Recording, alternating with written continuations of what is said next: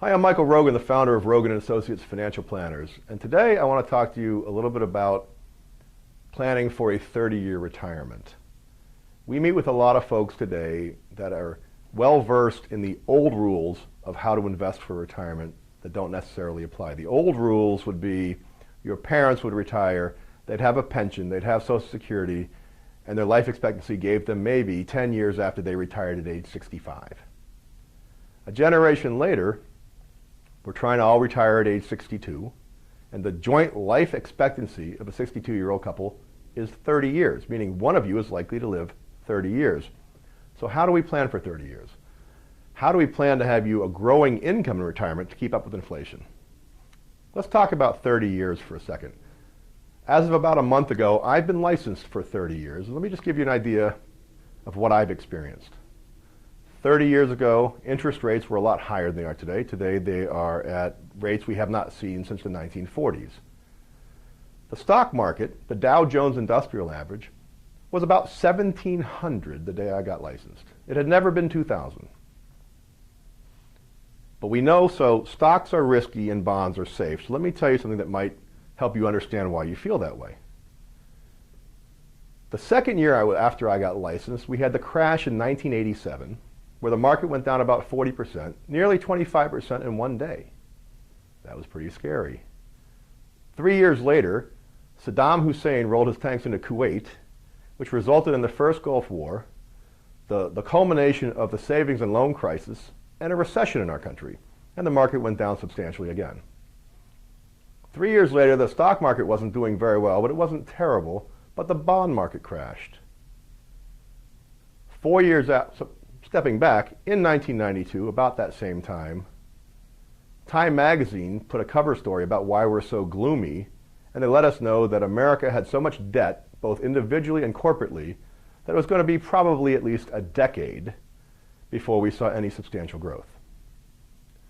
About 4 years later, the world's largest hedge fund melted down and defaulted, as Russia defaulted on their debt, and so did many Asian countries. They called it the Asian contagion. And the market fell quite a bit in a short period of time. 2 years after that, we started the beginning of the dot-com bubble busting, starting a period over 2.5 years where the market declined nearly in half, in the middle of which time we had a terrorist attack in New York and in Washington and in Pennsylvania. And we had several corporate scandals, Enron, WorldCom, and several others. Subsequent to that, we only had about a 5-year recovery, which the media would like you to know was a fraudulent recovery based on fake home prices, resulting in the real estate crisis and the financial crisis, a time when the market went down almost 58%. Today, we've just about recovered from that and a little bit further. So in 30 years that I've been licensed, we've seen a tremendous number of crises. The Dow was 1,700 when I got licensed. It's nearly 18,000 today, which might surprise you. But wait, there's more, as they say. The total return of stocks is about 2/3 appreciation of the stock price and about 1/3 the dividends, meaning the company earn money and they pay it to their shareholders in dividends.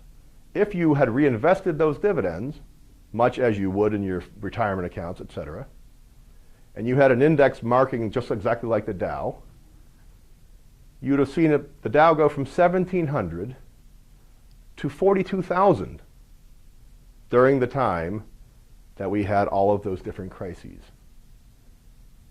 You know why nobody really knows that? Because nobody did.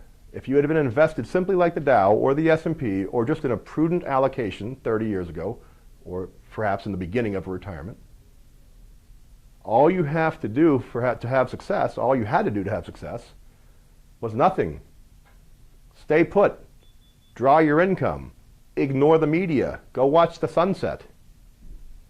But nobody you know did. So when I give you those numbers, it seems fantastical because it just is out of reach. Almost always what you need to do is nothing. When your friends are saying, don't you sit there, we have to do something, you should say back to them, don't just do something. Sit there. That is the secret to a long-term successful financial plan. Once you've started in the right place, stay with it. I'm Michael Rogan, the founder of Rogan Associates Financial Planners. Thank you for listening.